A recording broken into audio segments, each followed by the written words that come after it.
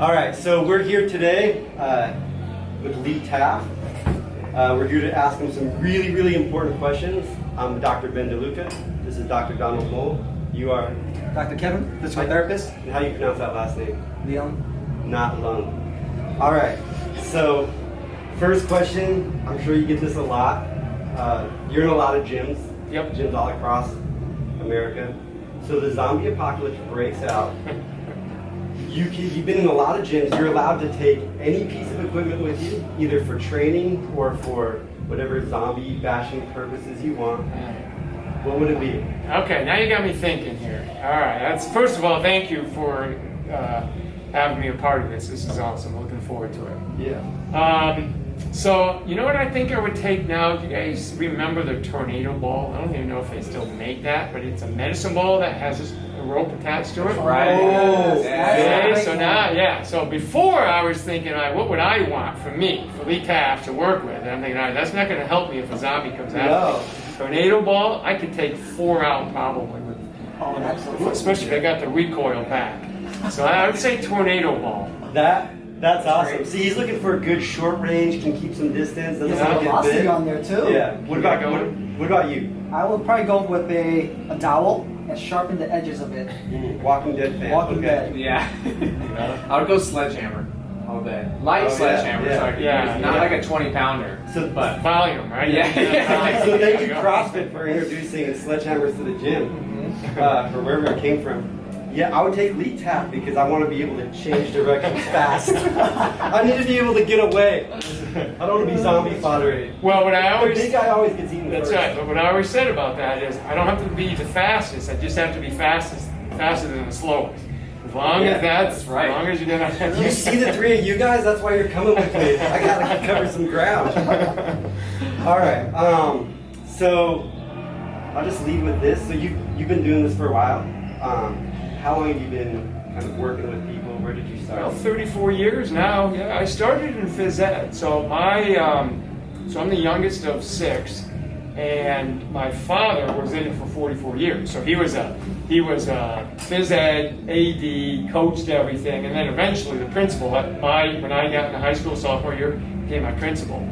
And then my brothers were teachers, coaches, 35 years. Their wives were, and then my sister's husband was. So I grew up in a teaching family. We gotta do some genetic testing here. There might be a physical education Taft gene. Yes, that's telling working. you. We've been in it a long time. So you've been doing it for a really long time. Have you seen a lot of changes with what you're doing? Things come and go. Has anything been like frowned upon and now is like in vogue again? Yeah, there's a lot of things, and I think one of them, especially because of the niche that I chose, which is speed. So speed a long time ago was, just keep running until I say stop, but run as fast as you can. I don't care how long it is, right? Which we call conditioning now. Yeah. Back then, that's what it was. When I played high school and I played college, I played 2 sports in college, and that's the way we were. The coach would say we're doing speed training today, but what it was is we were doing UCLAs or suicides, they'll call them, or interval type stuff, which really isn't speed training. It's conditioning. So that's changed because we understand it now. We've attached some identity to it because we understand energy systems now. Strength training, another one. I grew up during the years of Arnold Schwarzenegger. Right? What was big back then, muscle and fitness, the years, right? That was how we trained because that's what we knew. Now there was these kind of weird lifters called Olympic lifters you'd see in the corners, and nobody really knew a lot about them, And then the power lifters, now, we don't do that stuff. Now we realize that's what we should have been probably doing, right? With the hypertrophy training, when we need it, but that was the only thing we knew at the time. So now we have all these different methods. And it's funny how I notice you guys have a ladder out there, and you have the kettlebells. Well, those things have been around forever. Medicine balls, right? Way before we got into this thing, way before. Even I read a book one time. The first agility ladder, was like 1912. Okay, we don't think about that. It's been around for a long time, a lot of this stuff. It's just it goes away, and then it comes back. Everything comes back around now, and I've seen it. See people reinventing the wheel a little bit in the industry? Yeah, definitely. Well, you know what it is? We're understanding learning. like before, we focused on how do we teach, like how do we teach better, how do we use cueing and feedback. But what good is that if we don't understand how our students, our athletes, or our clients learn? Now that we understand that, now we can take these drills, the things we mentioned, these tools, and we can apply it better. Before, it was kind of like, I think I'll do this today. Tomorrow I think I'll do this. Now we realize, well, what do we want to solve? What tool can help me solve that problem? And that's across the board. That's strength training, speed, conditioning, health, right? Therapy. So I think I fell in this pitfall before. I think it's when you're a coach, right? It's one of the things would be like being a proactive coach. Proactive coaches are going to create a game plan, create a strategy, have a long-term objective, look at 3-6 month annual timelines and goals we're trying to achieve. But reactive coaches are like, all right, you guys, today we're going to do sprints because it's a Wednesday and I feel like today's a good sprint day. We're going to work sprint mechanics, and then they show up next week and we might work on something else, and we're peppering all these concepts. It's like we're going to teach you 20 languages all at once instead of focusing on one language at a time. Right. And that goes back to what you said originally. It's like there's a difference between making people physically tired with conditioning and better over time for speed strength with planning. And those are some good points. It's like where you saw the evolution of this film. Like there's an understanding of how we can take these training principles and maximize them. And the training principles don't always correlate to a heart rate. And when do you like to, speaking of speed versus conditioning, when do you like to go on the spectrum more towards conditioning and vice versa, more towards speed? Right. So speed is a constant for me because it's such a game changer. And if we think about what we're capable of, if I can elevate somebody's speed, and we're not talking about just sprinting, but that's a huge one, but any kind of speed. If I can elevate it to a level that when they play in their game, their competition, volleyball's going on right now, basketball, whatever, if they can play at a sub-maximal level, their appearance of conditioning is greater. But if I'm not very fast, I'm playing closer to my maximal level just because I don't have the speed. So for example, if I took someone that ran 20 miles an hour, pretty good speed, that's decent, if I raise them to say 21.8 or 22 miles per hour, now when they play at 20, that's submaximal. So now they have the appearance of being in better shape, but they never sacrificed getting in great shape. They never sacrificed speed training, so they can always get there. And I've seen that over the years with my athletes. That's why I spend so much time on speed, and then conditioning becomes a byproduct of it because they're playing sub-maximally most of the time. Because other than track and field, it's not that often that we're ever maximally gunning it. Maybe on a breakaway in football, soccer, volleyball, not very much, right? But then we have to have that ability to be conditioned, right? Have that energy system work for us. So what I try to do, we know if we go much more than 6 to 8 weeks, when we're talking about aerobic, it kind of plateaus, it's going to stay there. So if we don't need as much time as we think for that. We just have to be able to maximize a small period of time, get the athletes to be able to manage their movement quality, which helps the appearance of aerobic capacity or whatever else we're at. So that's always been my approach. It's like, I can make you faster. You don't have to go as fast in the game because it just doesn't require it in most games. So what you're saying is like when you get somebody's absolute speed up, you're going to be able to see that transfer over to game speed because the person's now moving at what is a sub-maximal speed for them, has the ability to make decisions at these higher speeds, and that's where you'll see translation probably into like a faster athlete. Yes, absolutely. So, what are some KPIs that you look for in the weight room that would translate over into change of direction or speed that you look for? Yeah. Or are there? Love that. Yeah. So if we look at things like, what is required. This is how I think when I look at it. What's required for me to change direction? Okay, so once I understand that, now things such as stability of the foot, ankle, lower leg complex. Okay? If I'm stable there, and we can do things, so maybe we're doing some kind of a balance exercise with strength. Maybe I'm doing a lateral lunge, but not in the traditional setup, a little bit more angular so that it translates. If we can do that, we can create stiffness at that angle.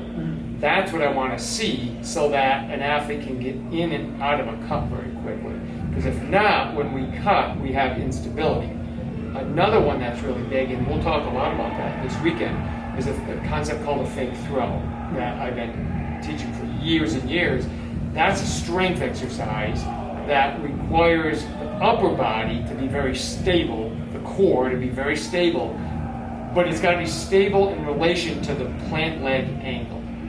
If that makes sense. So for example, if I were a pole vaulter and I ran and I had a very kind of flimsy pole and I stuck it into the ground, I'm just not going to get a lot of energy out of it because it doesn't transmit the energy from the ground, from where it hit. Same thing with the body. I can plant my leg perfect, but if I have a very unstable spine and pelvis because my core is not very stable, I'm not going to transfer that interchangeable direction to be very quick. So those are kind of the KPIs I look for. Are we really stable? Do we have the ability to be able to maintain positions quickly, under control? Sometimes isometrically, sometimes eccentrically. So those are kind of the things that I look for in the weight room. Yeah. How much general exercise do you do versus like special exercises in terms? Yeah. And what would you say is a general exercise, and what would you consider a specialized Yeah. exercise? We'll talk about this when it comes to my 7 patterns of speed. Well, in strength training, we have some people will say 5, 6, 7 patterns, right? We got the squats and the hinges, and then we got the push and the pulls, the vertical and horizontal, and then some will put in there the carries, some will put in the lunge or stuff, whatever. So I'm very basic in that respect, but then we'll add external loads or forces that challenge what an athlete might have to do out there on the field or the court, which we could call it specific, but it's still the general pattern with just a variation of it. That challenges their ability to be able to do what they're probably going to have to do in the game. Because there is nothing truly specific other than the game itself. We can say on sport-specific training, we can add a heavier bat and stuff. At the end of the day, the only thing that's really specific is that sport. Everything from that is actually a regression, not a progression. Because we can't make it better than the game. So everything regresses down, and we just say, how far down do I want to go before I change too much or I influence too much? So just to kind of clarify that concept, I would be saying something like, for example, when we're looking at how we apply things to sports the ultimate goal, we'll use basketball as the concept. Your ability to have a maximal vertical leap is different than your ability to leap with a ball. Therefore, anything that is not leaping with the ball is a regressive exercise because it's not what's going to be mimicked during the actual sport. Exactly, it's a corrective. Yeah. All those fall, like people will call things drills. A lot of times I'll call them correctives because I'm trying to correct what you want improved. So if I use a Vertimax, bands, dumbbell or hex bar jumps or whatever, those are all correctives or things to enhance my ability to jump better and maybe block a volleyball or dunk a basketball or whatever it is. And if we think of it that way, now we can separate and compartmentalize a skill from a drill. And that's where we get lost a lot, I think, in our profession, is we just select different drills, but it's really not attached, or it's not a conduit to the end result. Yes, get that. So I see sometimes with like exercises, they'll get to where they look really fancy to the point where the exercise itself is becoming a skill versus a drill to enhance an outcome, right? So like what you're going to train for may not correlate to like a positive result, let's say in the field of play. However, it may get you better at doing whatever that like super sexy exercise is. Right? So you have to train the skill of doing the complicated motion, but does that complicated motion, unravel into other movement patterns? And context is really the most critical thing. So if we want an athlete to be able to jump on an approach jump, so I'm going to go rebound the ball, I'm taking a couple steps, and I go 1, 2, boom, and I jump. If I do a drill that makes the athlete say, oh yeah, that's what I do. That's when I go for a rebound. I box out and I go 1-2 and I jump. Now you have them understanding why the importance of this exercise is valuable for them, why it should be done the way it is. As where if we chose an exercise that they're like, okay, how do I do this again? Like, why is this helping me? You kind of lost them. Yeah. You kind of, you don't have the buy-in because they don't have the context. And that's what athletes need. So you're talking about the concept of connecting the dots. That's like what we call it when we're working with somebody is, okay, I'm going to make you do this thing. Because most of the time when we're trying to create, you use the term stiffness or resiliency in somebody. It's uncomfortable, right? There's a challenge to the body. There's a challenge to the nervous system. A lot of times you're taking a seemingly what looks like easy exercise using an isometric fashion at first and making it extremely challenging for the person. So if we can create a thought of connecting the dots, why this particular exercise is going to have it carry over to this, you don't have to coach as hard. They coach because now they understand what they're doing and why they're doing it, and you get a better output from the athlete. Yes. You know an area, go ahead, were you going to say something? No, I was just saying the clarity of the why behind the what. Yeah, and that's it. That's like, Simon Sinek's book, when he talks about why we do things, right? And once we understand why, now even the acceptance from a client is like, oh, okay, yes, now I know I'll do that. I'm going to veer us just a slight bit off topic because you guys love when I do that. So, like you said, you've been doing this for a long time. Like, Kevin wasn't even alive yet when you first started. So there's evolution of exercise that you've seen. What about evolution of coaching? Because I keep hearing the concept of learning and connecting the dots. Like, I think you're brushing on it, but I think this is the difference between good and great is not always having you have to have the right exercises for the demand.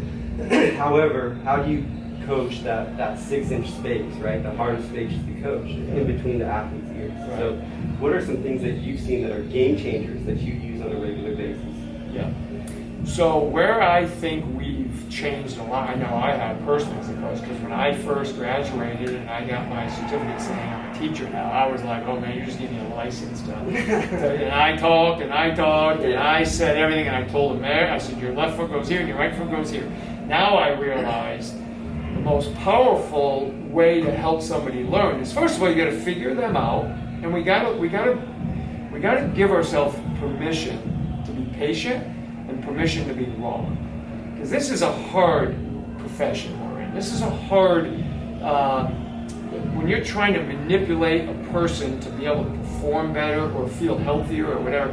That's hard because there's so many emotional and social and economic reasons why things can have an impact on somebody, not to mention the physical ones, right? So I think when I discovered, and I use that word, when I discovered guided discovery, and I understood that if I can just allow someone to find their way through it with giving them enough information to make sure they go in the correct direction, when they start figuring it out, we know the brain, the synapses, things are being formed very well. But if I tell them every step of the way, their ability to generate memory and patterning that gets stored and eventually moves from the forebrain to the rear brain, it just doesn't happen if I'm talking too much. If I'm telling them, because it becomes rote memory, and that's why they come back tomorrow like, what was that again? I don't remember. But if I back off and let them fail safely, then all of a sudden when they get it, now it's stored. It's like riding a bike. And this is what I started to teach myself, was I started to look at actual learning of, infants and through toddlers and all the way through. We didn't teach them anything. If toddler wanted that bottle, they figured out how to crawl and maybe eventually get up and get their hands on this and work and fall and get back up, and eventually got it. The brain was discovering how to do that. That's learning. That's how it is. And we got to this point because there's so many teaching methods out there now that we felt like we have to control the learning. We have to just aid in it. We just got to give them in the right direction. When you do that, now athletes come back learning. And you can call it ugly learning, sloppy learning, or whatever you want. But that's where the gold happens. That's when the synaptogenesis, right? We talk about synaptogenesis in the brain, and that's what we want athletes to have. And we want them to prune things that are no longer successful and no longer used. That's learning in its essence, if we look at it. So that's over the years, it's gone that way. And actually, believe it or not, my dad used to talk to me about that because he in World War II, he's been dead for many years, much older. In World War II, in Jacksonville, Florida, he was in charge of physical fitness and physical education for all of the military men and women there.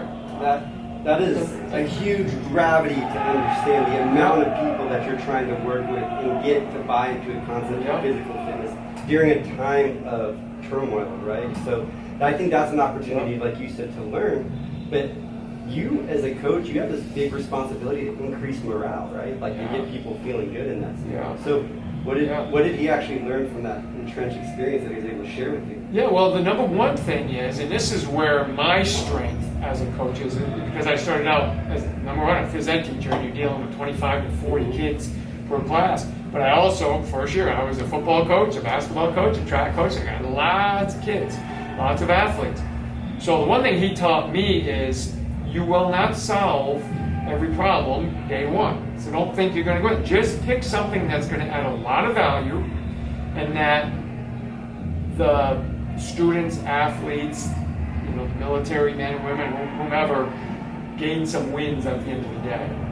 And so when I teach, like if we have a day of learning on the turf or in the court or whatever, I would much rather treat it like a tree. So a tree is the skill, and then the roots are all the variations of the skill. So I can add a lot of variation, but it's all driving to that one skill. So when the kids leave today, mom and dad says, so what'd you learn today at training?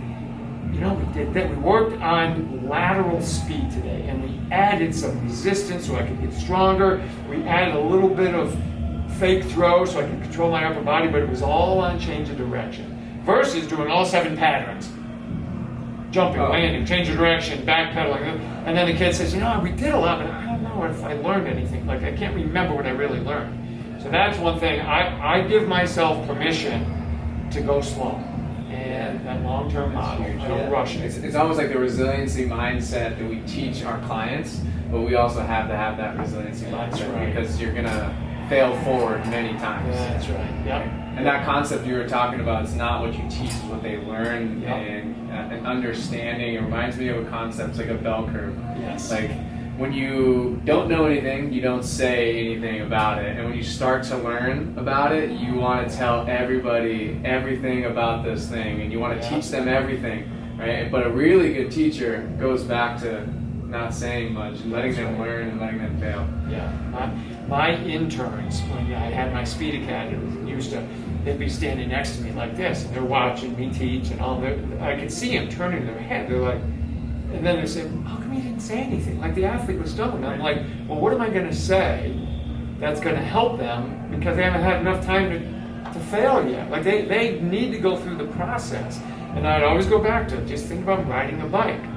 You're going to fall, and you're going to have to put your feet down and restart and hit the mailbox and do all.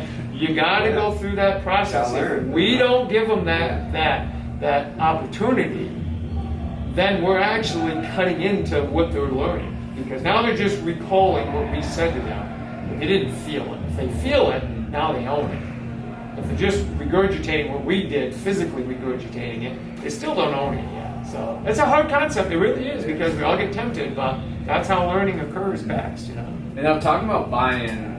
We're talking a lot about like athletes, but let's shift to like general population, like the aging population, and those working with those populations. What is your case to that population of the importance of change direction and speed and developing those qualities physically? Yeah. Well, I've always considered everybody an athlete. I think if we use that athleticism, that phrase athleticism, as almost like as a protocol to become a healthier human, now what it does is it reduces our limitations and it increases our ability to save ourselves in kind of awkward situations and stumbling, or we get bumped in a bad situation and we lose our balance a little bit in a crowd or whatever. There's many situations. I mean, we've all at some point been on a bus or a subway when you had to stand and you're going all over. Well, if you're unable to save yourself, not only is it potentially dangerous, but it's embarrassing, it's uncomfortable, you just feel awkward. So when I do agility or speed training, more, not as much agility, even though I will do some agility, but more change of direction based stuff with adults. I want them to understand, and I mean this mentally, I want them to feel what repositioning means. So if I tilt, I'm gonna have to reposition a leg to almost be like a, like a stand, like a tripod or a kickstand. That's what saves me. And the only way I know that is to go through it enough times and recapture what they had when they were younger. So I worked a lot with hip replacement, knee replacement, and just people that have had a lot of issues. And you gotta restore their confidence in that limb to be able to do that. And that's why I like forms of sprinting, because that dampens it from the ground up, and then it reduces the force that might happen at a hip joint replacement, because if everything below it's real weak, it's going to go right up through there. So we can dampen a little bit with great feet, great stiffness, great Achilles and stuff. So I'm real big on agility, on change of direction, on movement, on that type of stuff. And I think we can throw some agility in there just to give them that exposure to randomness and moving. But often, you guys showed me earlier when I got here the various types of bands you have. So a lot of times when I do change of direction, I actually put them in a band because it does two things. It slows the movement down. Okay, they don't go as fast, which means they can control it if they're moving away from me and I'm resisting them. It actually increases the angle of force application, because in order for them to move away from me, like pushing a sled, you get a pretty good tilt to push the sled, right? If it's heavy enough, it increases their strength at that range of motion. But the other thing it does is it's a safety valve. If they stumble a little bit, just jerk them. And it keeps them up, and I've done this many times. Just kind of protects them, and they're kind of like, oh, I like that. They know they're protected now. Yeah. Feedback helps them learn quicker too. Exactly. They're able to feel those movements like you're saying. Exactly. It's reactive feedback. Very much. Like I was working with this guy the other day, and I was trying to get him to march, like hand march, and he couldn't do it. He was doing it like that. Yes. Which I always want to see, like, now run. Like, let's see how fast he can move that way. It's really hard. And then I was like, just run in place. And I was trying to build his conditioning up so he could run. Yeah. I didn't feel like that was the thing. As soon as he did that, he was like, all right, legs, arms start going. And when you give him like that kind of feedback, right, if somebody's running, they're about to fall, and you jerk them, you're putting them back on track. It's like instant feedback. They're not thinking, their body just reacts to it and they're back on, versus like, hey, don't fall, put your right foot down. And by the time you're able to get that and push off the ball of your foot, I mean, they're already on the ground. So you're giving them a chance to just feel what it feels like. Right. And also, too, that creates a memory, right? I think like a reactive memory. So anytime you can create an environmental change, I think is what you're talking about. Yep. And a cue that forces learning versus a telling the person what to do, right? You can just, you'll see the wheels go from reactive to thought. And as soon as that happens, I feel like we're going to make them slow down. Yeah. You're just slowing them down. You're just trying to get them to think. Yeah, exactly. And that's the important thing with learning is, other than when you're, especially with kids, but same with adults, is we need to use more like summary feedback, which is, how did you feel on that rep? Like, what did you feel? Now I really get an idea of what's going on. And so when I work with athletes, or when I'm coaching, I'm a basketball coach now too. And so when I'm working with my athletes and then something doesn't go right, I'm like, well, what happened? Like, what did you see? What did you feel? Coach, well, this is what I felt. I'm like, oh, okay, that's what you saw. So now that helps my future feedback, because I didn't see what they saw. And now that helps me become a better at giving them the input that's going to impact them, versus just words that might bounce off them and not have any, stickiness to it, right?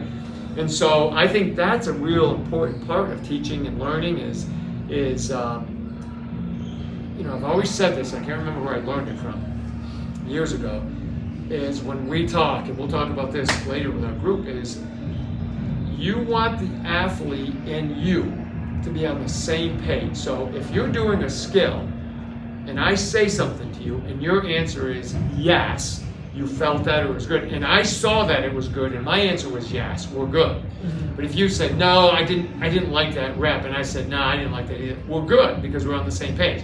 If you said yes and I said no, or vice versa, something's wrong. Now you got to check for understanding, and you got to review the skill again. Okay, here's how I want you to do it again. This is how far you're going. This is how I want you to do it. Do you understand? And then you go from there again, because that's what we want. It's okay if they fail, as long as you and I both agree that there was something wrong there. Yeah. Now you know you're on the same page with your clients or your team, or it could be with a group. I think a lot of clinicians and trainers and coaches, you see that kind of thing where you're like, all right, go into this position, and you show them and you demo it, and they're like, okay, good, I'm in. And you're like, do you feel like you might be a little crooked? You're like, nah, I'm totally straight, coach. Like, I feel really, really good right here. You're like, all right.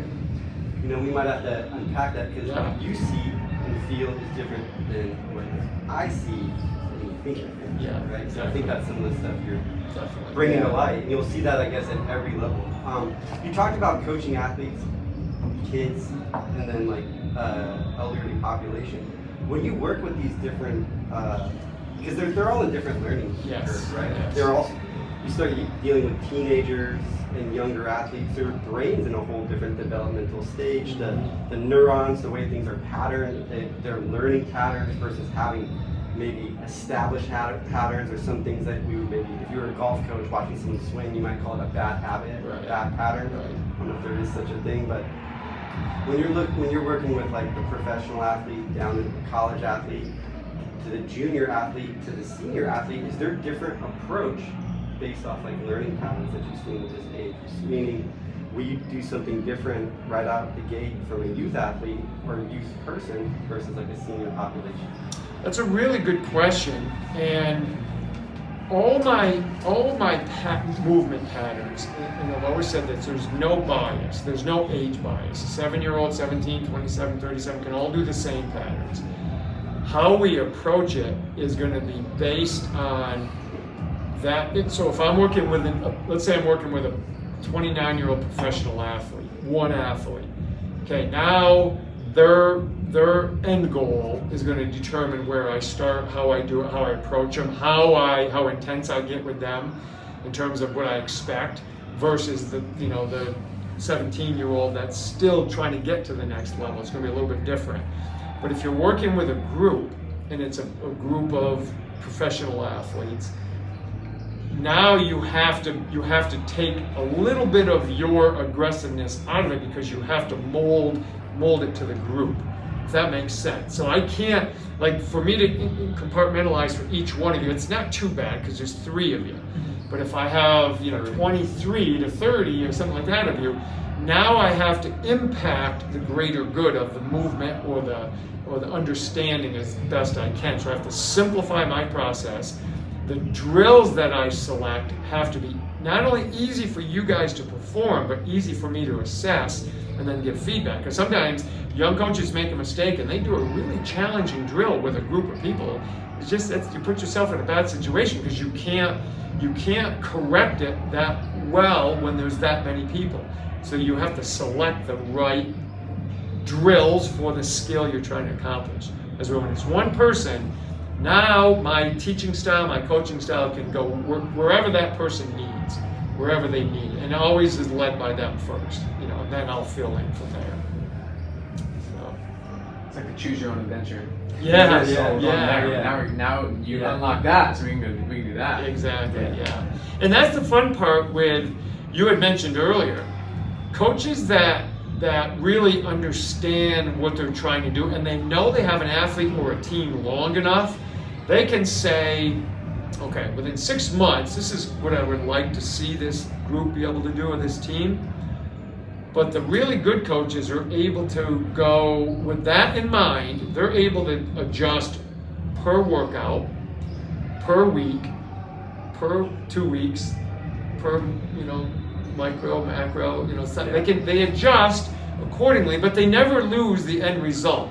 So I coached track and field for years, and I've had several state champions in different events and stuff, and it was always like, okay, when I got the athlete, I'm thinking, okay, this kid can get there. Like, they can get to the states. As were some other ones, they just weren't even going to make it to what we would call sectionals, which is your first round. Mm-hmm. And so the approach was different. The ones who could get to the states, well, I still had to use sectionals and regionals and semi-state to prep them. As were some other ones, they just weren't even going to make it to what we would call sectionals, which is your first round. Mm-hmm. And so the approach was different.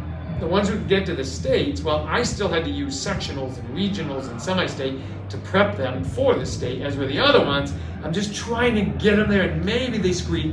Get in there with your shoes tied and do the best you can. Yeah, you get in there. So get a PR. That's right. What's your best record? That's right. So the approach is different, as to how you coach them and your expectation of them, because the end result just gets harder and harder and harder. And it's like a swimmer. We talk about tapering or distance running. We talk about tapering and stuff like that. Whether you use that word or just modifying the workout, that's when it gets tough. That's when it gets difficult in coaching. You gotta know, and you gotta be okay with being wrong, because it's gonna happen. Absolutely. It's gonna happen, that's how you learn. And hopefully next year you're kind of like, okay, I'm not gonna make that mistake again. I might make another one, but I'm not gonna make that one again. So my biggest shifts in thought typically occur when an outcome isn't what I was looking yeah. So that's kind of like where you said that's a huge learning process. You gotta always be humble and always respect the fact that, hey, this was wrong and let's make it better the next thing. Any closing things that you guys want to ask Lee? I have like one question for him. Anything you want to bring up? Go for it.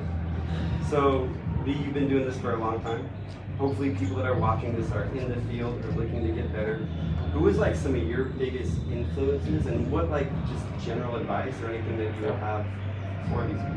Yeah, no, thank you. First, I mentioned my dad was a big one. My brothers, who were great coaches. There's so many people in the, I'm a huge fan of a lot of the track guys, the Dan Path, Bouchard Snyder's, Vince Anderson and Don Chu, and the guys that did it for a long time, a lot of European guys. They impacted me because I understood coaching better. The drills are drills. If you've done a high knee drill or an A skip or whatever, you know how to do that. But it's the methodology of coaching. So those guys were really big. Guys like Mike Boyle, who's been around for a long time. He's really good. I listen to him. Bill Hartman I mentioned was in a different area. So one thing this is one thing, and this is advice for coaches is, and I learned this many years ago when I was a young coach. I created a board of directors for myself, and a lot of those people who are on it don't know they're on it. They're just people that I look to. And it could be business people, and it is. There's business people on there. There's therapy, the therapy models out there that I'm not a therapist, but I can use the model, the concept to help me as a strength coach. There's the speed guys and the strength, the powerlifting, the Olympic. I have people that, what would he do? Like in this situation, what would that guy do? So I kind of have a fluid board of directors that guides me, and over the years I'll look at their stuff, I'll read their things, or I'll watch a YouTube video that they maybe did, or a podcast that they're on, and I'll say, that's what I was missing, or that was it. So I think every young person needs to develop a board of directors, and it'll change. Mine changes as I learn more things. And then the last part is, because this field is so young, it's not like commerce. That's, used to be the barter system. Over years, but that's been around for centuries.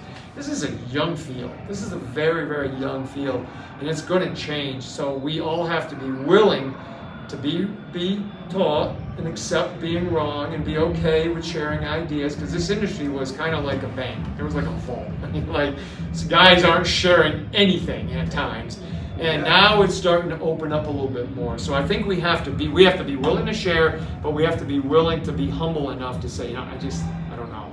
I just don't know. So we appreciate you. On your YouTube account, you have hundreds of videos in order to share to keep up and learn. That was very valuable, just watching from YouTube, like you said. Is there anything where people could learn more information from you, like a website, anything you want to tell people where to go to find more information about all this stuff? Yeah, where can people go find some info from you? Well, thank you. No, I appreciate that. If you go to anythingleetaft.com, that's kind of our mothership, and there's stuff there, and social media, anything at Lee Taft, it's pretty much out there. And the one thing I try to do is, if you see my videos, you might see some good spot-on movements, but you're going to see a lot of learning going on, like athletes that don't move very well. That's what I want people to see. This is not This, I'm not a cherry picker. I'm going to show you. 20th perfect day. Yeah, no. Your makeup's not good. I think that's also what like social media and like YouTube kind of like perceive like everything looks good, everything looks perfect, but we don't see those bad reps. Like, how do you teach those? How do you teach those? Yeah. People? I think those even like you said is valuable. And that's what I want. Yeah, that's what I want people. Like, I'll show a kid just learning how to move. You'll see some videos of my son or my daughter doing stuff, or they've had the experience of lifting for a long time, so they've learned stuff. But then I have other kids that move fairly poorly, but that's okay. They're learning, and that's what I want people to see. This is what we work with. And I selected myself. I could have been with probably professional athletes for years and years. I like helping the grassroots. I think that's where it's needed, so that's what I like to do. So I like to show that. I like to show the kids that struggle and fall, because I do. Yeah, because I fall. That's awesome. Well, thank you so much for your Thank time. you guys. I'm stoked for this weekend. I know we've been looking forward to this for weeks and months. Me too. I just look forward to everything you have to teach us this weekend. And thank you again for your time today. Thank you guys. I appreciate you. This will be fun. So fun talk. Yes. Kevin, Donald, anything you want to tell where people can find more information about what we do? Yeah, they can find us at you can subscribe to this YouTube for one. Then you can find us at Kinetic Impact for our Instagram. You can email us at info@kirehab.com. And then Dr. Kevin, what is your personal handles? You can find me on Instagram at Dr. Kevin Leon. That's it. That's it. Simple. I love Simple. it. Thank you guys for the Perfect. lead. Yeah, thanks again. Any one of these topics we had could just be dove into for hours. We scratched the surface. Hopefully we get you back. Let's here do sometime. part two. That's Let's do part two.